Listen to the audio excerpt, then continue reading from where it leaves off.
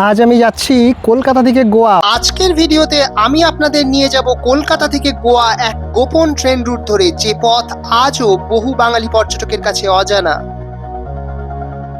লোকচক্ষুর আড়ালে লুকিয়ে থাকা এক অজানা রেল স্টেশনকে নিয়ে আসবো আজ আপনাদের দরবারে।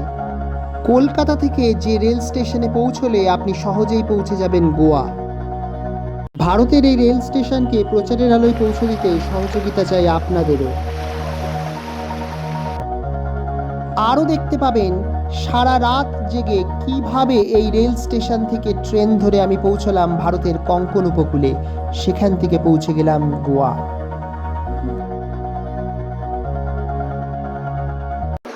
আগেরবার আপনাদের দেখিয়েছিলাম সারা রাত জেগে গোপন পথে কলকাতা থেকে পুরী, আর এবার দেখাবো আজকে সারা রাত জেগে। ভাবছেন কি আমি ঘুমিয়ে পড়বো? না, একেবারেই নয়। আজকে দেখাবো সারা রাত জেগে কিভাবে কলকাতা থেকে গোয়া যেতে পারেন আপনারা গোপন পথে। ইতিহাসের সন্ধিক্ষণে দাঁড়িয়ে আছি, আপনারা সবাই এই মুহূর্তের সাক্ষী। যারা সমুদ্রে আসতে ভালোবাসেন তাদের জন্য, আর বিশেষ করে যারা ৭,৫০০ টাকার প্লেনের টিকিট কাটার যাদের সামর্থ্য নেই তাদের জন্য এই বিকল্প রাস্তাটার সন্ধান দিলাম।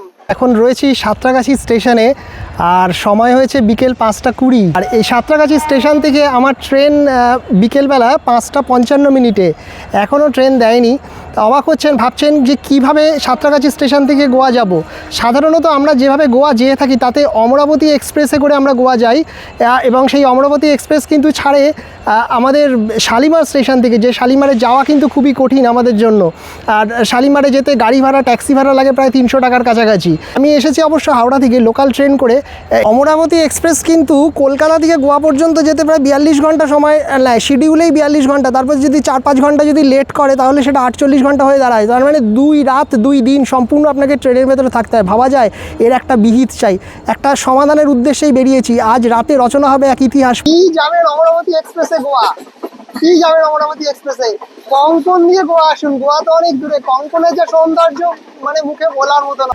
আর সব থেকে বড় কথা যেটা, পুরো পূর্ব ভারত, শুধু কলকাতা নয়, আপনারা যদি পূর্ব ভারতের অংশটা দেখেন, পূর্ব ভারত মানে আমাদের কলকাতার পর উড়িষ্যা, তারপরে ধরুন অন্ধ্রপ্রদেশ, যদি আমরা ধরি অন্ধ্রপ্রদেশ, উড়িষ্যার পুরো সমস্ত এই বিস্তীর্ণ অঞ্চলের গোয়া যাওয়ার জন্য একটাই মাত্র ট্রেন অমরাবতী এক্সপ্রেস।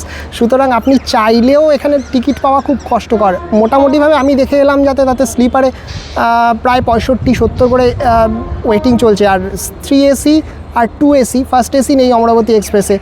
এই দুটোতেও প্রায় 50-এর ওপরে কিন্তু ওয়েটিং রয়েছে। আর আমি এই সাঁতরাগাছি স্টেশন থেকে যে ট্রেনটা ধরবো সেটা হলো সাঁতরাগাছি পুনে হামসাফার এক্সপ্রেস। এই হামসাফার এক্সপ্রেসের গতকাল সন্ধেবেলা আমি টিকিট কেটেছি। আমার টিকিট কাটার পরেও কিন্তু 20টা টিকিট কিন্তু অ্যাভেলেবেল ছিল। এই ট্রেনটা ধরেই আমি পৌঁছবো গোয়া। এই রুটে আজ পর্যন্ত আমার আগে আর কেউ কখনো যায়নি, কোনো বাঙালি কেন, কোনো পর্যটকই কিন্তু এই ট্রেন রুট ফলো করে গোয়া পৌঁছয়নি। সাঁতরাগাছি থেকে পুনে যাওয়ার জন্য হামসাফার এক্সপ্রেস 6 নম্বরে দিয়েছে। সাঁতরাগাছি থেকে পুনে যাওয়ার জন্য Humsafar express end to end 2057 kilometre যাত্রাপথ অতিক্রম করবে, এবং এই পথ অতিক্রম করতে ট্রেনটা সময় নেবে 32 ঘন্টা 50 মিনিট। আমি পুরোটা জার্নি করব না, আমি কিন্তু কিছুক্ষণ আগেই নেমে যাব। আগামীকাল রাত 11টা 54 আমি এই ট্রেন থেকে নেমে যাব। আমি এখান থেকে এই ট্রেনে মোটামুটিভাবে 1910 কিলোমিটার জার্নি করব। দেখুন ট্রেনটা দিয়েছে। এটি থেকে পুনে যাওয়ার জন্য হামসাফার এক্সপ্রেসে মোট 19খানা বগি রয়েছে, এবং প্রত্যেকটাই কিন্তু 3 AC। এখানে কোনো জেনারেল ক্লাস, এখানে কোনো স্লিপার নেই। আর আমার ট্রেনের সিট পড়েছে B14-এ। চলুন আমি B14-এ চলে যাই। B14 seat number 19। 5টা 55 বাজে, এবং একদম এক্স্যাক্টলি সঠিক টাইমে 5টা 55তেই ছেড়ে দিল পুরী 822 হামসাফার এক্সপ্রেস। পুনে পর্যন্ত যেতে এই হামসাফার এক্সপ্রেসের মোট 13খানা ইন্টারমিডিয়েটারি স্টপেজ রয়েছে, মানে 13টা জায়গায় ট্রেনটা দাঁড়াবে। আর আমি 12 নম্বর স্টপেজটাই নেমে যাবো। কিছুটা ছেড়েছে, এরপর নেক্সট স্টপেজ যেটা, এটা এই ট্রেনের 107 কিলোমিটার যাবে, তারপর এটা নেক্সট স্টপেজে খড়গপুর। এর মাঝখানে আর কোথাও স্টপেজ নেই, একদম সোজা সাঁতরাগাছি থেকে ছেড়ে খড়গপুর গিয়ে দাঁড়াবে। আর এর মাঝখানে আমার সিট পড়েছে একদম আপারে, আর এই যে ট্রেনটা দেখছি এটা মানে মূলত এখানে তো কেউ এই ট্রেনটা করে তো কেউ কোনো জায়গায় ঘুরতে যায় না, এটা মূলত চাকরিজীবী যারা মুম্বাই এবং পুনে মহারাষ্ট্রের বেশি যারা চাকরি করেন তারাই এই ট্রেনে করে যাওয়া আসা করেন। ফাঁকা থাকে অনেকটাই, প্রচুর সিট এখনও ফাঁকাই রয়েছে। আর এইটা করে যে গোয়া যাওয়া যায় এটা তো বাঙালিদের মধ্যে অনেকেই জানে না, আর ইনফ্যাক্ট কেউ আগে যায়ও নি, আমি যাচ্ছি প্রথম। সাঁতরাগাছি থেকে 107 কিলোমিটার জার্নি করে আমরা চলে এলাম আমাদের ট্রেনের ফার্স্ট হল্ট, যেটা হচ্ছে খড়গপুর জাংশন। খড়গপুরের পরে কিন্তু ট্রেনের হল্ট হচ্ছে টাটানগর। টাটানগর মানে কিন্তু ঝাড়খণ্ড, তার মানে ওয়েস্ট বেঙ্গল বর্ডার ক্রস করে আমরা চলে যাবো ঝাড়খণ্ড। টাটানগরের পর চক্রধরপুর, তার মানে সেটাও ঝাড়খণ্ড। তারপরে আমরা চলে যাব ওড়িশা। ওড়িশা এটা কিন্তু পূর্ব দিকের উপকূল বরাবর আমরা যাচ্ছি না, আমরা একদম পশ্চিমে যাচ্ছি। তার মানে উড়িষ্যাতে গেলে আমাদের যেতে হবে রাউরকেল্লা। রাউরকেল্লা উড়িষ্যা করে তারপর আমরা ঢুকবো ছত্তিশগড়। মানে আগামীকাল ভোরের দিকে থাকবো ছত্তিশগড়, এবং আগামীকাল সকাল 9:30 শিডিউল টাইম অনুযায়ী ছত্তিশগড় ক্রস করে মহারাষ্ট্র ঢোকার কথা আমাদের। রাত এখন 9:45 মতো বাজে। পশ্চিম মেদিনীপুর আমরা ক্রস করে চলে যাচ্ছি। খড়গপুর কিছুক্ষণ আগে পেরিয়ে এসেছি, পশ্চিম মেদিনীপুর ডিস্ট্রিক্টের মধ্যেই আছি। আর একদম মানে ফ্রিজের তলায় আমার সিট পড়েছে, এসিটা ফ্রিজের মতোই ঠান্ডা, ফ্রিজের তলায় সিট পড়েছে। আর একেবারে রাতে খাবার বের করে নিয়েছি, বাড়ি থেকে প্যাকটাপ খাবার ভর্তি করে নিয়ে এসেছি। যা ব্যাগ আছে তার মধ্যে প্রায় 50% খাবার এনেছি। ট্রেনের খাবারগুলো ভেবেছি যে যতটা পারবো অ্যাভয়েড করবো, অনেকক্ষণ ট্রেন জার্নি তো। এই ট্রেনেই কাটাবো 29 ঘন্টা, 29.5 ঘন্টা শিডিউল অনুযায়ী। তারপরে তো আরো একটা এক্সাইটমেন্ট আছে জার্নিতে, সেখানে আবার টিকিটও নেই, দেখা যাক কি হয়, কিভাবে পৌঁছাই। আর রাতে যা খাবার নিয়ে এসেছি বাড়ির থেকে সেটা হচ্ছে এই রুটি, আপনাদের সবার ফেভারিট রুটি। আর এটা হচ্ছে ডিমের তরকারি। এই ডিমের তরকারি রুটি এইসব দিয়েই খেয়ে নেবো। আর এখানে যে পরিমাণ খাবার রয়েছে তাতে আমার মনে হচ্ছে যে কিছুটা খেয়ে বাকিটা রেখে দেবো কাল সকালের জন্য। ফ্রিজ আছে তো অসুবিধা হবে না, ঠান্ডাতে থেকেই যাবে। আর ব্যাগের মধ্যেও ভর্তি করে নিয়ে এসেছি আমাদের বাঙালির ফেভারিট মুড়ি, নানা রকমের খাবার একদম পুরো টোটাল ভর্তি করেই নিয়ে এসেছি।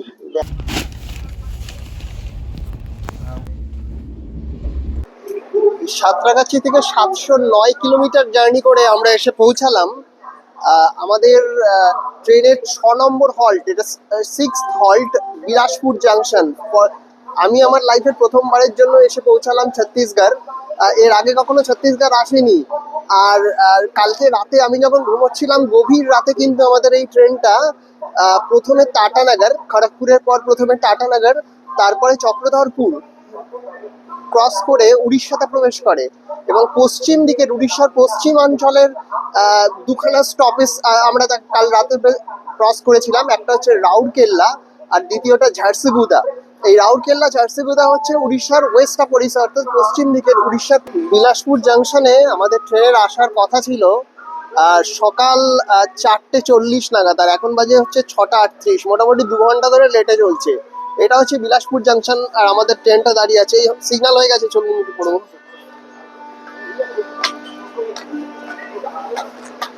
গোপন পথে গোয়া যাওয়ার দ্বিতীয় দিনের সকাল। এই সকালে আমরা এখন বিলাসপুর জাংশন থেকে ট্রেন ছেড়ে দিচ্ছে, দেখুন।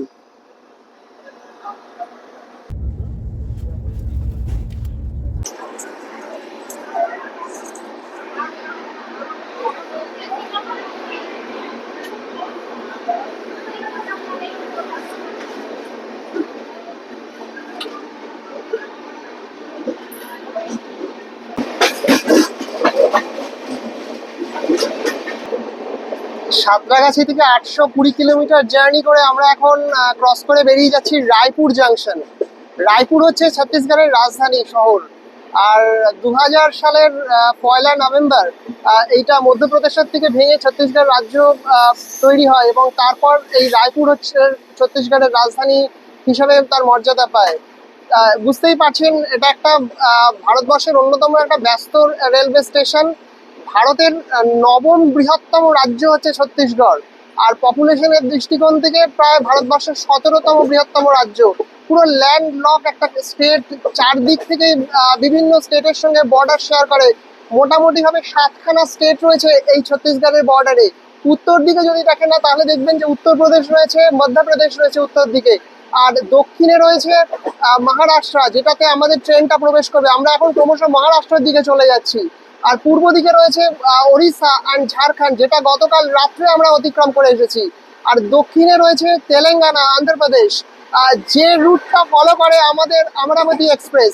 দেখুন এখানে একটা নতুন স্যার সরস্বতী নগর স্কিপ করছে, মানে থ্রু পাস করে যাচ্ছে সরস্বতী নগর। অমরাবতী এক্সপ্রেস কিন্তু ভুবনেশ্বর কাটা হওয়ার পর তারপর সেটা চলে যায় ব্রহ্মপুর, এবং তারপর সেখান থেকে কিন্তু আস্তে আস্তে এটা দক্ষিণের দিকে প্রবেশ করে আন্ধ্রপ্রদেশের মধ্যে বিজয়নগরম, বিজয়ওয়াড়া জাংশন থেকে ওটা একটুখানি জাস্ট আরো ভারতের পশ্চিম দিকে চলে আসে এলেরু জাংশন, এবং তারপর সেখান থেকে কর্ণাটকে প্রবেশ করে। আমরা কিন্তু এই যে রুটটা ফলো করছি এটাতে কিন্তু কর্ণাটক যাচ্ছি না, আমরা আমরা এখান থেকে সরাসরি মহারাষ্ট্র প্রবেশ করবো ছত্তিশগড় থেকে। ছত্তিশগড় বুঝতেই পারছেন, আগে কখনো আসিনি আমি, দেখুন বাইরের জায়গাটা। আর এখানে বাস্তার জেলা রয়েছে ছত্তিশগড়ের, আপনারা জানেন এটা বিভিন্ন সময় সংবাদের শিরোনামে উঠে এসেছে বাস্তার জেলা। এটা হচ্ছে ছত্তিশগড়ের বাইরের অংশটা। দেখুন ঘরবাড়ি মানে সেরকম নয়, মধ্যপ্রদেশে যেরকম আমরা দেখতাম সেই রকমই অনেকটা। মধ্যপ্রদেশের থেকেই তৈরি হয়েছে নতুন নবগঠিত রাজ্য একটা, বলা যায় 2000 সালে তৈরি।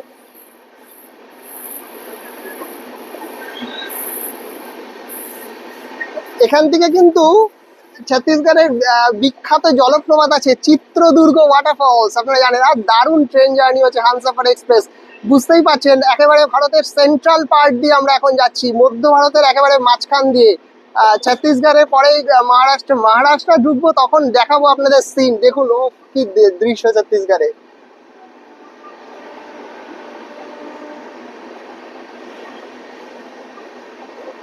কোন দিক ছেড়ে কোন দিক দেখাবো, ছত্তিশগড়ের মাঠ দেখছেন, টাউনশিপ গুলো কিরকম ছত্তিশগড়ের।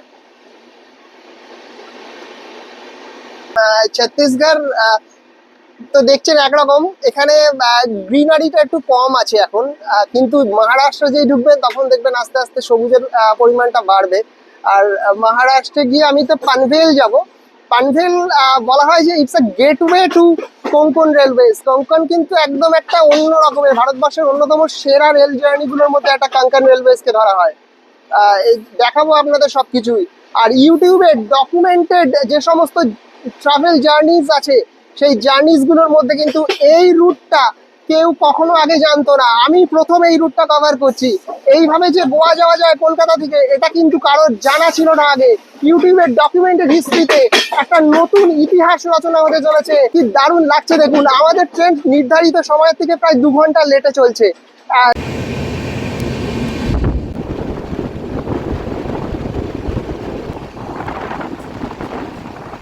ব্রেকফাস্ট করবো সেই রুটি আর এই ডিমের তরকারিটা দিয়েই।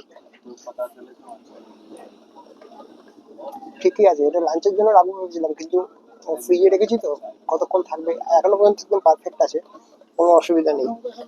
আর এখানে প্যান্ট্রি নেই, কিন্তু সাইড প্যান্ট্রিতে পাওয়া যাচ্ছে ব্রেকফাস্টে উপমা, পোহা, ব্রেড অমলেট, ভেজ কাটলেট, যেরকম আপনারা জানেন এগুলো সব 50 টাকা করে দাম নিচ্ছে। ট্রেনের খাবারটাকে অ্যাভয়েড করে যতক্ষণ থাকা যায় ততক্ষণই থাকার চেষ্টা করছি, এরপরে তো বাইরে খেতেই হবে। সাঁতরাগাছি থেকে 857 কিলোমিটার জার্নি করে আমরা পৌঁছে গেলাম ছত্তিশগড়ের দুর্গ জাংশন। এখানে আসার কথা ছিল সকাল 7:15, এখন 9টা বাজতে 3 মিনিট বাকি আছে মোটামুটি। এই হচ্ছে দুর্গ জাংশন স্টেশনটার প্ল্যাটফর্মটা।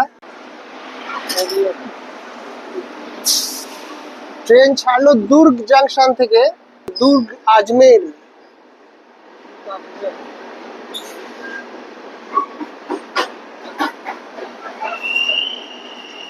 এটা সাউথ ইস্ট সেন্ট্রাল রেলওয়ের একটা পার্ট হচ্ছে দুর্গ junction. Actually Howrah Nagpur Mumbai line যেটা, তারই একটা অংশ হচ্ছে দুর্গ জাংশন রেলওয়ে স্টেশন ছত্তিশগড়ের। দেখুন বাইরেটা, আমরা ছত্তিশগড়কে ক্রস করে মহারাষ্ট্রে ঢুকে গেছি। গন্ডিয়া জংশন চলে গেছে 11টা 4 নাগাদ। দেখুন ক্রসিংটা দেখুন, গন্ডিয়া জংশন চলে গেছে 11টা 4 নাগাদ। সেখানে একটা হল্ট ছিল, কিন্তু আমি সেই হলটা কভার করতে পারিনি, কারণ ওই সময় আমি যাত্রার পরবর্তী অংশের জন্য তৎকালে টিকিট কাটছিলাম, আর সেই জন্য গন্ডিয়া জংশনটা আপনাদের দেখাতে পারিনি। ওখানে 992 কিলোমিটার জার্নি আমরা কমপ্লিট করে ফেলেছি অলরেডি। আমাদের নেক্সট স্টপেজ হচ্ছে নাগপুর। আমরা মহারাষ্ট্র চলে আসার পর একটা জিনিস অনুভব করছি, দরজার কাছে দাঁড়িয়ে আছে, 11টা 4 বাজে, একটা লু বইছে, হাওয়া, গরম হাওয়া। আর এই হচ্ছে বাইরে মহারাষ্ট্রের অবস্থা।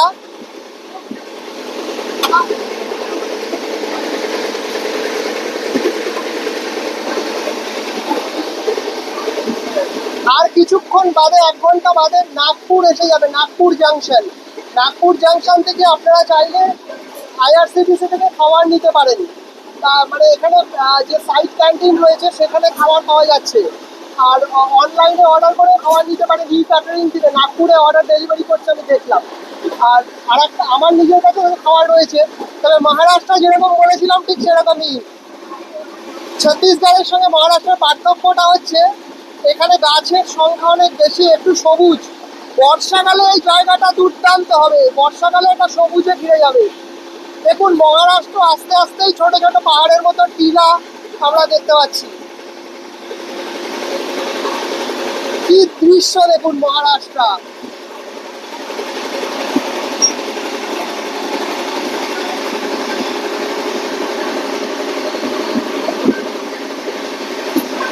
ছত্তিশগড় তো এরকম ছিল, মহারাষ্ট্র 11টার মধ্যে মহারাষ্ট্র ঢুকে গেছে। মানে অ্যাকচুয়ালি গন্ডিয়া জংশনের আরো 3টে স্টপেজ আগে মহারাষ্ট্র আর ছত্তিশগড়ের বর্ডার।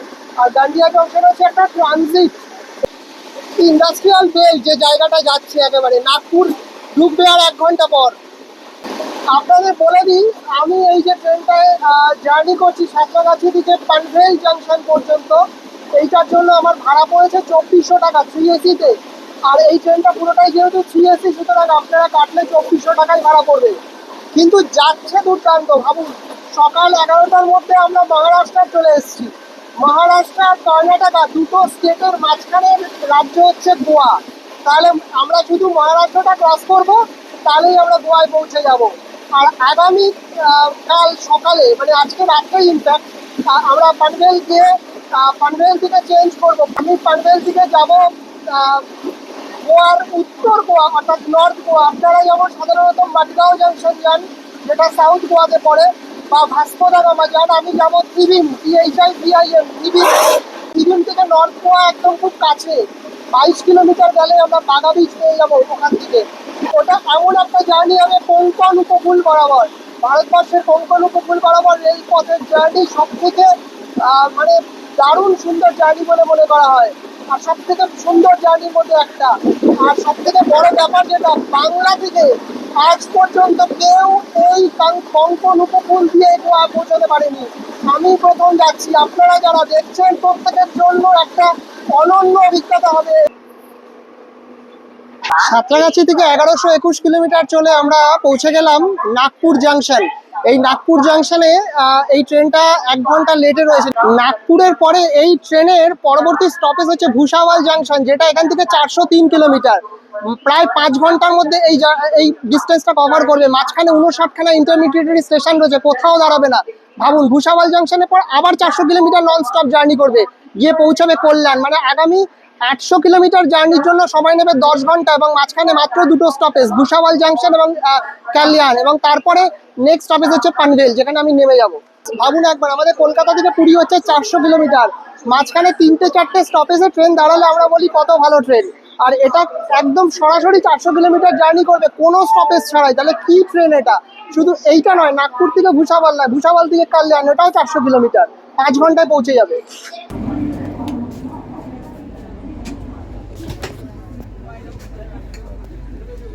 আর একটা জিনিস কিন্তু এই ট্রেনে আমার চোখে পড়লো, সেটা হচ্ছে কোনো রকম প্যাসেঞ্জার্স, যারা আনরিজার্ভ প্যাসেঞ্জার্স, তারা কিন্তু এই কোনো কম্পার্টমেন্টে নেই।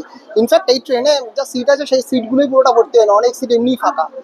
আর পুরো ছত্তিশগড় টপকে চলে এলাম, পুরো ছত্তিশগড় এবং মহারাষ্ট্রের বেশ কিছুটা অংশ চলে এলাম। কোথাও তো দেখলাম না কোনো অফিস যাত্রীরা ওঠে। এখানে ছত্তিশগড় মহারাষ্ট্রের লোকেরা কি অফিসে চাকরি করে না, বুঝি না আমি ব্যাপারটা। অথচ আমাদের এই ট্রেন যদি সাউথ ইন্ডিয়া দিয়ে যায় বা বিহার ইউপির উপর দিয়ে গেলে চিত্রটা একদম অন্যরকম হয়ে যায়। দারুণ ট্রেন জার্নি, অনেক কমফোর্টেবল, ফাঁকা, ভেতরে খুব একটা বেশি লোকজন কিছু নেই। আর দুর্দান্ত জার্নি উপভোগ করছি।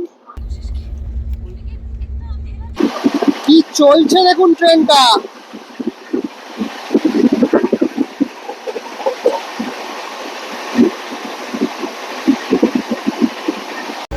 টয়লেট ফেসিলিটি একদম পরিষ্কার পরিচ্ছন্ন, কোনো অসুবিধা কিছু নেই। এই জায়গাটা দেখুন, এটা হচ্ছে মহারাষ্ট্রের ওয়ার্ধা ডিস্ট্রিক্ট। ওয়ার্ধা ডিস্ট্রিক্ট একটা স্বদেশী আন্দোলনের সময় এর একটা ঐতিহাসিক প্রেক্ষাপট ছিল। এই জায়গার কার্পাস তুলো যেটা এখানে চাষ করা হতো, সেটা দিয়ে কিন্তু স্বদেশী আন্দোলনের সময় যে আমাদের জামা কাপড় বা কাপড় তৈরির সময় এই তুলোটা ব্যবহার করা হতো, ওয়ার্ধা ডিস্ট্রিক্টের তুলো। দেখুন একটা স্টেশন আসছে, শু পাস করে বেরিয়ে যাবে। আর এখানকার যে মাটি, এই মাটিটা কিন্তু একদম কৃষ্ণ মৃত্তিকা, ফার্টাইল, ভীষণ কার্পাস তুলো উৎপাদনের জন্য ভীষণই ভালো। এবং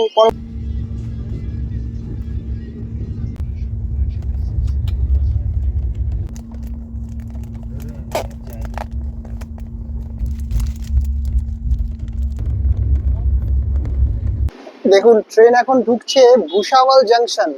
এই ভুসাওয়াল জাংশন হচ্ছে আমাদের সাঁতরাগাছি থেকে 1512 কিলোমিটার, 1512 কিলোমিটার ডিস্টেন্স আমরা অতিক্রম করে নিলাম। 400 কিলোমিটার একদম নন স্টপ ট্রেনটা রান করেছে কিন্তু নাগপুর জাংশন থেকে। আর ভুসাওয়াল জাংশন থেকে 2 কিলোমিটার দূরে আছি, ভুসাওয়াল কেবিন সামনেই রয়েছে, তার এক্ষুনি ঢুকে যাবে। এখন বাজে সন্ধে 6টা 20, আর এখানে আসার কথা ছিল 4টে 40-এ। মোটামুটি অ্যাপ্রক্সিমেটলি 1 ঘন্টা 50 মিনিট মতো লেট চলছে ট্রেনটা।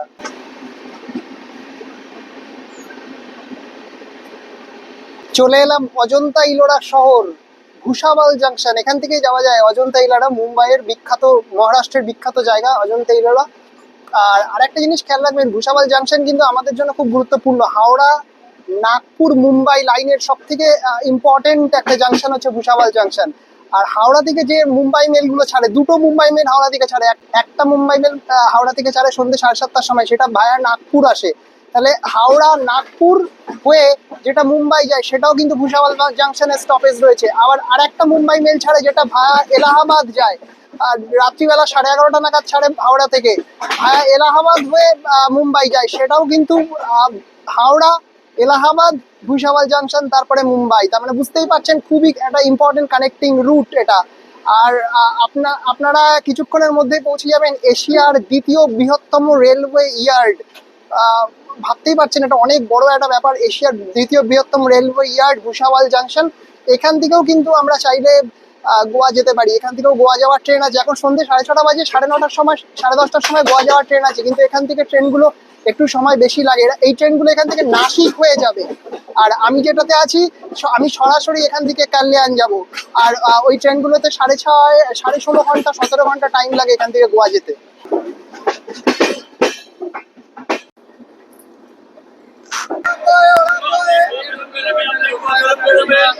Bhusawal junction 1512 kilometre journey complete হয়ে গেল, আর মাত্র 430 কিলোমিটার বাকি আছে। এখান থেকে 390 কিলোমিটার, আর কোনো স্টপেজ নেই। 390 কিলোমিটার পর আবার গিয়ে আমরা দাঁড়াবো কাল্যাণে। আর এটা মহারাষ্ট্র আর গুজরাটের বর্ডার একটা শেয়ার করে। 311 কিলোমিটার এখান থেকে গেলে কিন্তু আমরা গুজরাট বর্ডার পেয়ে যাব। আর 430 কিলোমিটার গেলে আমরা পাবো আহমেদাবাদ জাংশন। এটা উত্তর পশ্চিম দিকে গেলে গুজরাটের বর্ডার, আর আমরা যাবো দক্ষিণ দিকে, মহারাষ্ট্রের দক্ষিণ দিকে গিয়ে আমরা গোয়াতে প্রবেশ করব।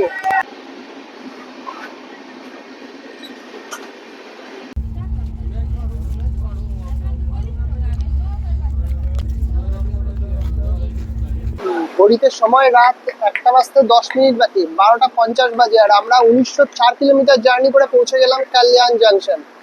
আর এরপরে আর 34 কিলোমিটার জার্নি বাকি আছে। আর আপনাদের মনে হচ্ছে হয়তো অনেকের যে ঘুম পাচ্ছে কিনা বা ঘুমিয়ে পড়ছি কিনা, একেবারেই নয়, কারণ এটা একটা মহেন্দ্রক্ষণ, একটা ঐতিহাসিক মুহূর্তের একেবারে দোরগোড়ায় দাঁড়িয়ে আছি আমি। এরপর 34 কিলোমিটার গেলে আমি পৌঁছে যাব সেই জায়গা যেখান থেকে আমি আপনাদের দেখাবো কোঙ্কণ উপকূলে মাধ্যমে কিভাবে গোয়া পৌঁছানো যায়। আর এই হচ্ছে কাল্যাণ জাংশন। রাত 1টা, স্টেশনের অবস্থা দেখুন, ওই পাশে প্ল্যাটফর্ম দেখুন পুরোপুরি ভর্তি। প্ল্যাটফর্মটা দেখুন একবার,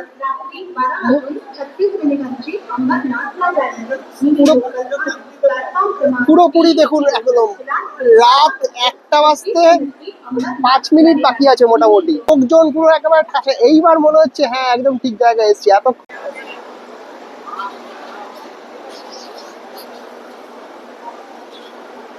কালিয়ান থেকে ডিপার্চারটা দেখাচ্ছি। এরপরে আর 34 কিলোমিটার গিয়ে আমি নেমে যাব পানভেলে।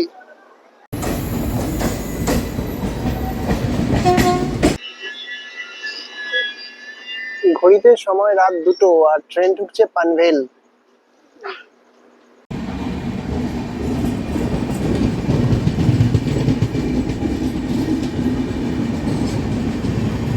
মাডগাঁও এক্সপ্রেস।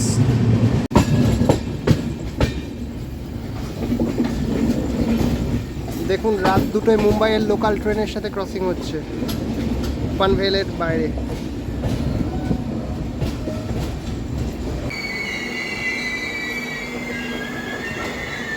হামসাফার এক্সপ্রেস কিন্তু নামিয়ে দিল আমাকে পানভেল স্টেশনে। এখন রাত 2:15 বাজে। আর এখান থেকে আমি যাব গোয়া। আর এই পানভেলকে বলা হয় কিন্তু গেটওয়ে টু কঙ্কন কোস্ট, মানে কঙ্কন উপকূলে যাওয়ার প্রবেশদ্বার। এখান থেকে কঙ্কন শুরু নয়, এখান থেকে আরো সাদার্ন ডিরেকশনে, মানে দক্ষিণ দিকে আরো 75 কিলোমিটার গেলে একটা রঘু বলে স্টেশন আছে, সেখান থেকে কঙ্কন উপকূলের শুরু। আর এই পানভেলে আমি প্রথমবারের জন্য এলাম। এখানে 1937 কিলোমিটার জার্নি কমপ্লিট করলাম। আর এখান থেকে গোয়া থিভম, আমি যেখানে যাব থিবিম পর্যন্ত ডিস্টেন্স হচ্ছে 470 কিলোমিটার। পানভেল থেকে প্রচুর ট্রেন রয়েছে গোয়া যাওয়ার, এবং প্রতিটা ট্রেনই মোটামুটি 7 থেকে 8 ঘন্টা করে সময় নেয়। আর আমি দিনের প্রথম যে ট্রেন সেটাই আমি ধরবো। রাত 2:30 বাজে। আর এই রাতটা কাটাবো এই পানভেলের স্টেশনেই। আর ভোরের প্রথম ট্রেন ধরবো থিবিম যাওয়ার জন্য, গোয়া যাওয়ার জন্য।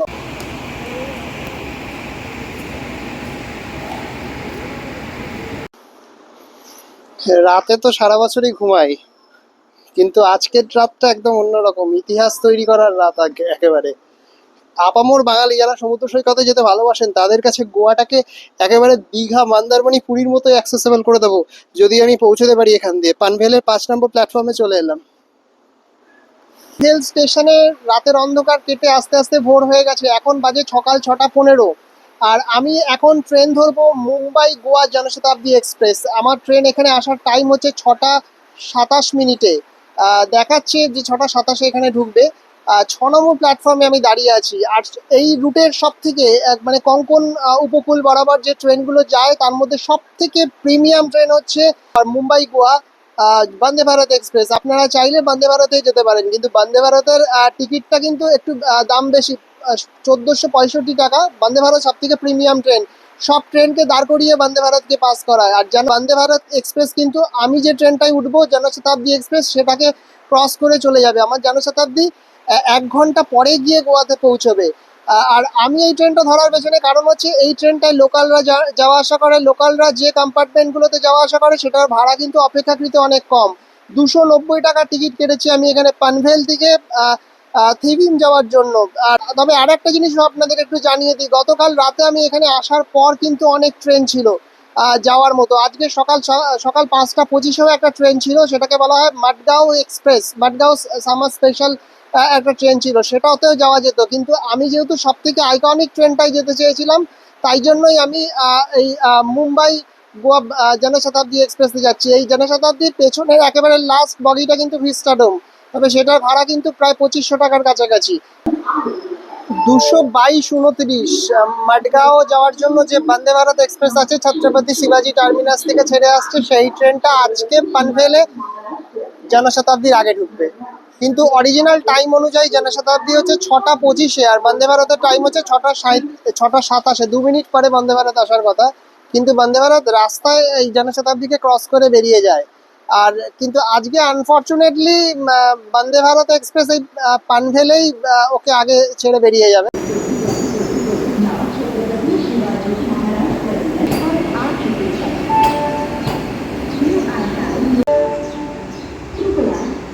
নম্বর প্ল্যাটফর্ম দিয়ে বন্দে ভারত একটু আগে বেরিয়ে গেল। আর এখন 120-51 মাডগাঁও জনশতাব্দী এক্সপ্রেস 7 নম্বর প্ল্যাটফর্মে আসছে, জাস্ট 5 মিনিটের ব্যবধানে।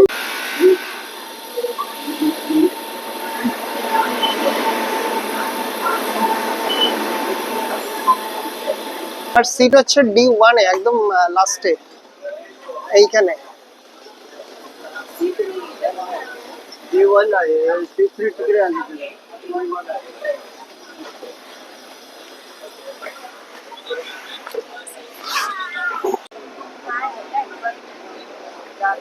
জনশতাব্দীতে আমার সিট পড়েছে ঠিক জানলার পাশে, 78 নাম্বার সিট, উইন্ডোর পাশে। আর জানলার বাইরে দিয়ে দেখা যাচ্ছে যেটা, সেটা হচ্ছে ওয়েস্টার্ন ঘাট, মানে পশ্চিম ঘাট পর্বতমালা। দেখুন একটা রেঞ্জ এখান থেকে দেখতে পাচ্ছি। এই ট্রেনটা এখান থেকে একদম নন স্টপ জার্নি করবে 202 কিলোমিটার। 202 কিলোমিটারের মধ্যে মাঝখানে কোথাও দাঁড়াবে না। চিপলুন বলে একটা স্টপেজ আছে, প্রায় 9টা নাগাদ ওখানে পৌঁছানোর কথা। দেখুন পশ্চিম ঘাটের অংশ।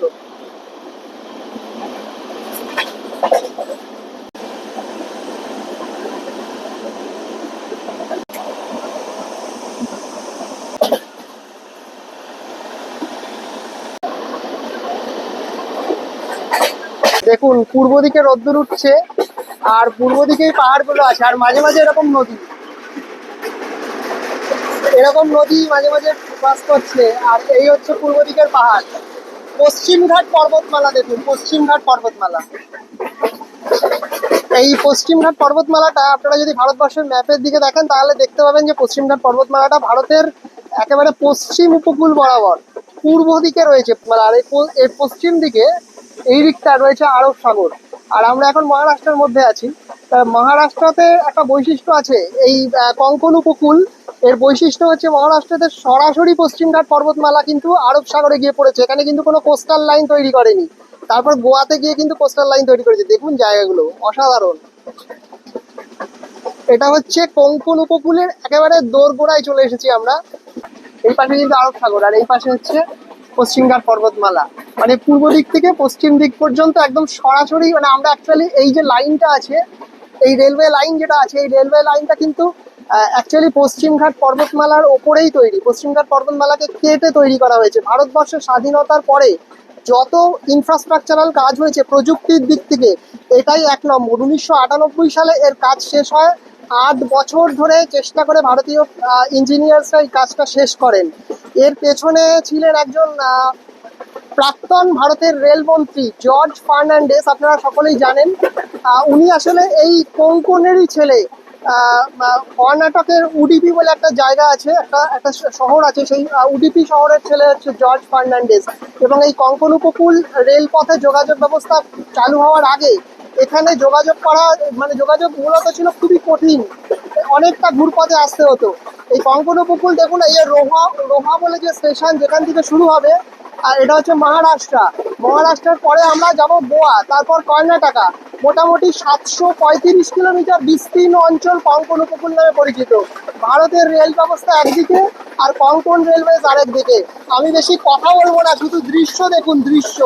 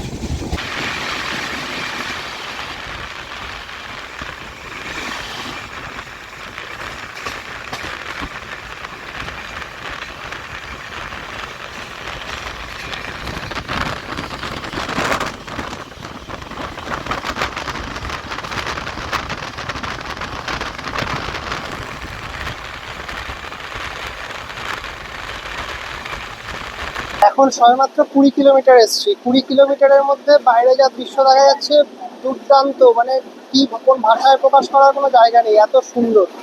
এখনো কিন্তু আমাদের কঙ্কন উপকূল শুরু হয়নি। কঙ্কন উপকূল যে অঞ্চলটাকে টেকনিক্যালি বলা হয়, রোহা বলে একটা স্টেশন আছে, যেটা আমাদের পানভেল থেকে প্রায় 75 কিলোমিটার দক্ষিণে যেতে হবে। আমরা দক্ষিণ দিকেই যাচ্ছি, সাউথের দিকে যাচ্ছি, মহারাষ্ট্রের সাউথের দিকে। তা সেখানে যাওয়ার পর সেখান থেকে কঙ্কন উপকূল, কঙ্কন কোস্ট শুরু হয়, কিন্তু এখনো সেটা শুরু হয়নি। বাইরের দৃশ্যটা যেটা দেখা যাচ্ছে আনবিলিভেবল।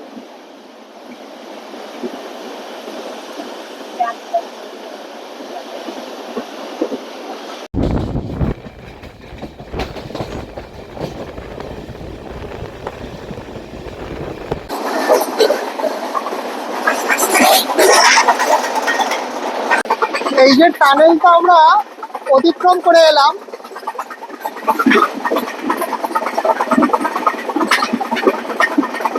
এই টানেলটা অতিক্রম করে আসার পেছনে একটা কিন্তু গল্প আছে, বলে দিই। এখানে 91খানা টানেল এরকম পশ্চিমঘাট পর্বতমালার কেটে তৈরি করা হয়েছে, এবং বেশিরভাগ টানেল একটা সুইডিশ হাইড্রোলিক যন্ত্রের সাহায্যে তৈরি করা হয়েছিল, যেটা সুইডেন থেকে আনা হয়েছিল। দেখুন ডাইরেক্ট। আর 9খানা টানেল এমন রয়েছে যে টানেলগুলো তৈরি করার সময় মানুষ পাথর হাতে করে কেটে টানেল তৈরি করেছে 9টা জায়গায়। এর ফলে মাঝে মাঝেই বর্ষার সময় দুর্ঘটনা ঘটে, প্রায় 19 জন মারা যায়, এরকমও একটা ইনসিডেন্ট হয়েছিল। মাঝে মাঝে কাজ আটকে যায় কঙ্কন রেলওয়েজের। কিন্তু দেখুন এটা, বুঝতে পারছেন তাহলে কত বড় প্রযুক্তি। ব্রিটিশরা প্রথম এই কঙ্কন উপকূলের কথা প্রথম ধারণায় নিয়ে আসেন, কিন্তু তারপরে যেটা দেখা গেল ব্রিটিশরা বুঝতে পারেন এখানে কঙ্কন উপকূলে রেলপথ বসানো কত কঠিন কাজ হতে পারে, সেইটা ভেবে তারা এই প্রজেক্টটা চালায়নি। কিন্তু ভারতবর্ষ স্বাধীন হওয়ার পর কিন্তু এই কঙ্কন উপকূল ভারতের নিজস্ব টেকনোলজিতে তৈরি করা হয়েছে। দেখুন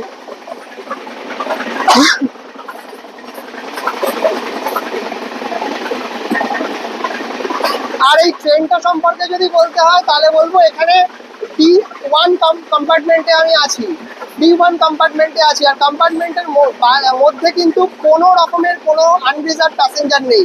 দেখুন এটা কিন্তু ধৌলি এক্সপ্রেস নয়। ও স্টেশন যাচ্ছে দেখুন।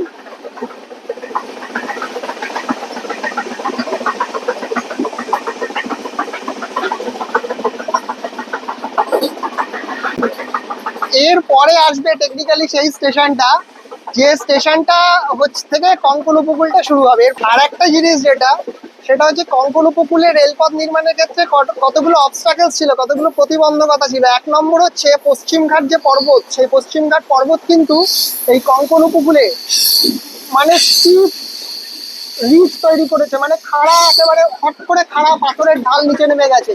এছাড়া রয়েছে ডিপ গর্জ, মানে যেটাকে বলা হয় যে গভীর গিরিখাত তৈরি করেছে। এছাড়াও কোনো কোনো জায়গায় অগভীর জলাভূমি রয়েছে। প্রায় 1200-র ওপর নদী আরব সাগরে গিয়ে পড়েছে। এর সঙ্গে রয়েছে ধরুন গভীর বনাঞ্চল, যেটাকে বলা হয় ট্রপিক্যাল ফরেস্ট। বর্ষাকালে প্রচন্ড বৃষ্টিপাত হয় এই অঞ্চলে।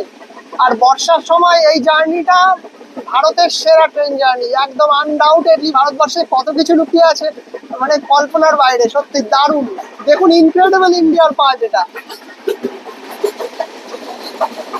কি যাবেন অমরাবতী এক্সপ্রেসে গোয়া, কি যাবেন অমরাবতী এক্সপ্রেসে, কঙ্কন দিয়ে গোয়া আসুন। গোয়া তো অনেক দূরে, কঙ্কনের যে সৌন্দর্য মানে মুখে বলার মতো নয়। দেখুন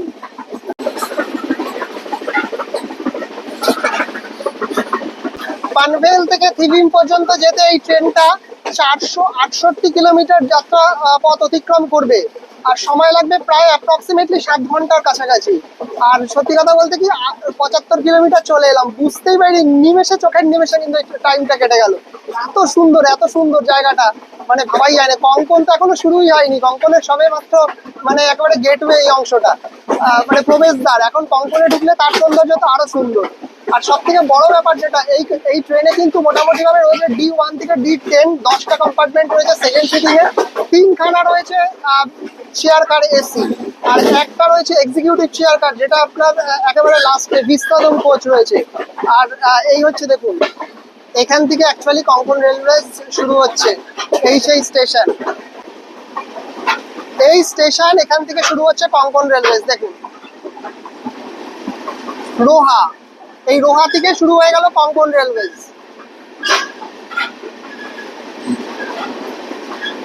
কঙ্কন উপকূল, আমি পশ্চিম দিকে চলে এসেছি। এই অংশটা কিন্তু একটু নিচু, এবং এই অংশটা হঠাৎ করে গিয়ে আরব সাগরে পড়েছে। বাইরেটা পুরো মেঘে ঢেকে গেল। দেখুন পুরো মেঘে ঢেকে গেছে হঠাৎ করে। কঙ্কন উপকূল শুরু হতেই ম্যাজিক। এ কি, এ তো জীবনে দেখিনি কোনোদিন এরকম। আসলে এইদিকে পশ্চিম দিকে হচ্ছে আরব সাগর।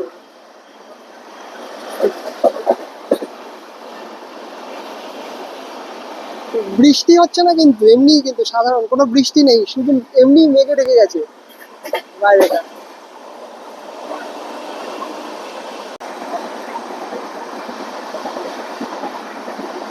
কিছু দেখাই যাচ্ছে না, পুরো মেঘের আস্তরণে ঢেকে পড়েছে। দেখুন কিচ্ছু দেখা যাচ্ছে না, হঠাৎ করে পুরো মেঘে ঢেকে গেল।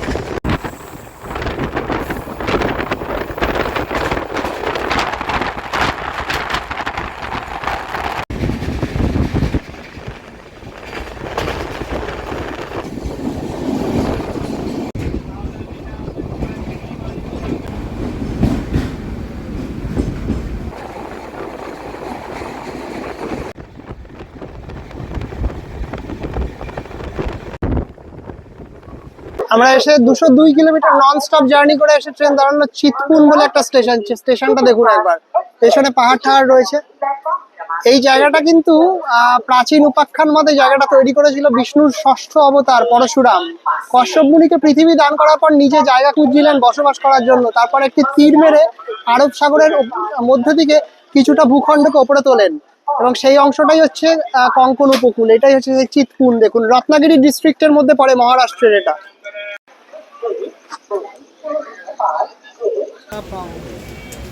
भाई घर में बोले बोले बोला को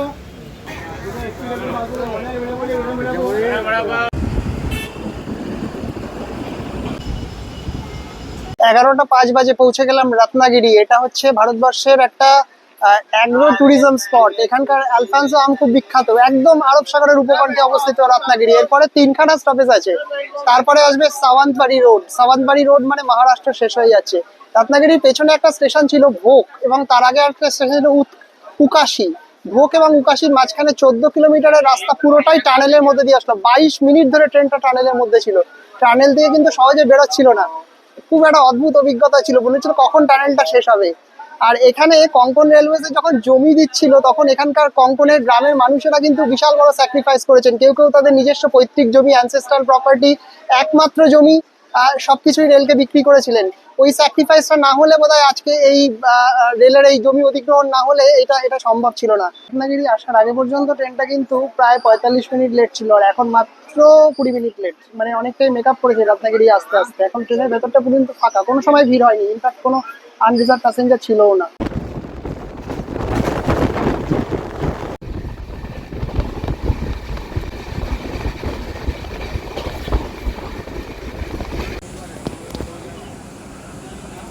তিনশো 389 কিলোমিটার জার্নি কমপ্লিট করলাম। এখন বাজে 12:20। কাঙ্কাভলি বলে একটা স্টেশনে এসেছি। স্টেশনটা দেখতে ঠিক এরকম, মহারাষ্ট্রের কাঙ্কাভলি। আর পেছনে যেটা দেখলাম সেটা হচ্ছে একদম মানে কি বলবো, ইনপেনিট্রেবল একটা ফরেস্ট। মানে ওয়েস্টার্ন ঘাট বলার মতো না, এত সুন্দর, মারাত্মক। কিন্তু পৌঁছানো খুব কঠিন, আর স্টেশনটা অনেকটা নিচে। কিন্তু এই হর্ন দিয়ে দিয়েছে। আচ্ছা, এখান থেকে 28 কিলোমিটার যাব। এরপর একটা স্টেশন পড়বে, সেটা হচ্ছে নন স্টপ 28 কিলোমিটার। তারপর আরেকটা স্টপেজ পড়বে, তার নাম হচ্ছে কুডাল। তারপরে আরো মোটামুটি 25 কিলোমিটার যাব। সেখানে কিন্তু আমাদের মহারাষ্ট্র বর্ডার শেষ হয়ে যাচ্ছে। আর এই টানেলগুলোতে একটা জিনিস দেখছিলাম, যে টানেলগুলো যখন যাচ্ছে তখন আমাদের ফোনে নেটওয়ার্ক থাকছে না। বেশিরভাগ সময় ফোনে নেটওয়ার্ক নেই, খুবই অসুবিধা। আসলে একটা জিনিস আমি ট্র্যাক করছি তো, আমরাবতী এক্সপ্রেস পরশুদিন ছেড়েছিল, এখনো স্ট্রাগল করছে কর্ণাটকে। দেখবো কখন পৌঁছায় গোয়া।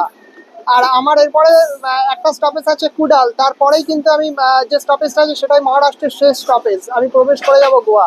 12:30 বাজে সকাল।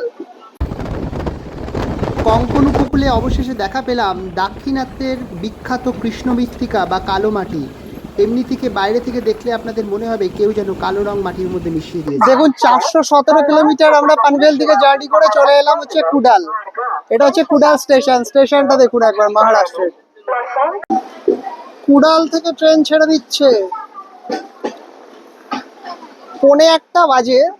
কুডাল স্টেশন আমরা ক্রস করছি। নেক্সট যে স্টেশনে দাঁড়াবে, এখান থেকে প্রায় মোটামুটি 22-23 কিলোমিটার মতো যেতে হবে। নেক্সট স্টেশন হচ্ছে সাওয়ান্তবাড়ি রোড। সেটাই হচ্ছে মহারাষ্ট্রের শেষ সীমানা, মহারাষ্ট্র বর্ডার। মহারাষ্ট্র তারপরেই কিন্তু আমরা গোয়াতে চলে যাব। তারপর সাওয়ান্তবাড়ি রোডের পরের স্টেশনই হচ্ছে থিভিম।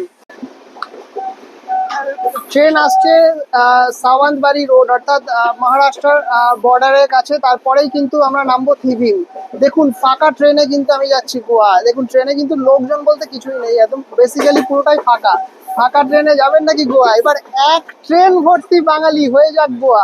সাওয়ান্তবাড়ি রোড পৌঁছে গেলাম 1টা বাজে। বেলা 1টা, সাওয়ান্তবাড়ি রোড। এটা হচ্ছে মহারাষ্ট্রের সর্বশেষ স্টেশনের স্টপেজ। এরপরে কিন্তু নেক্সট স্টপেজ গোয়া। আর এটা এই জায়গাটা দেখুন, এখানে প্ল্যাটফর্ম এইদিকে, আবার এই যদি ট্রেন দিয়ে উঠে যাই, আবার এদিকেও প্ল্যাটফর্ম, দুদিকেও প্ল্যাটফর্ম আছে একই। কাঁচরাপাড়া, আমাদের কাঁচরাপাড়ার মতো। তাহলে ট্রেন ছেড়ে দিল সাওয়ান্তবাড়ি রোড, আর আমরা ক্রস করে যাব কিছুক্ষণের মধ্যেই মহারাষ্ট্র আর গোয়া বর্ডার, মহারাষ্ট্র গোয়া সীমান্ত অতিক্রম করে যাব, বেলা 1টা বাজে। বুঝতে পারছেন তো, অমরাবতী এক্সপ্রেস এখনো এখনো কর্ণাটক, অমরাবতী এক্সপ্রেস। এটাই দেখাতে চাইছিলাম। সাওয়ান্তবাড়ি রোড। গোয়াতে প্রবেশ করে ফেলেছি, গোয়া রাজ্যে আমরা প্রবেশ করে ফেলেছি। এরপরে যে স্টপেজটা আসছে সেটাই হচ্ছে থিভিম, সেখানেই আমি নেমে যাব। পৌঁছে গেলাম থিভিম স্টেশন। এবার এখান থেকে যাব বাগা বিচ। দেখুন, কলকাতা থেকে একটা রোমাঞ্চকর শিহরণ জাগানোর অভিজ্ঞতা দেখালাম আপনাদের। কি করছেন দেখুন, চলে এলাম বাগা বিচ। গোয়ার বাগা বিচ পৌঁছে গেলাম। আমাদের দীঘার মতো, দীঘা মানে মন্দারমণিতে একটুখানি হালকা থাকে, কিন্তু দীঘা, বকখালি, পুরীতে সি বিচ যেরকম থাকে সেই ঠিক সেম জিনিস। দেখুন,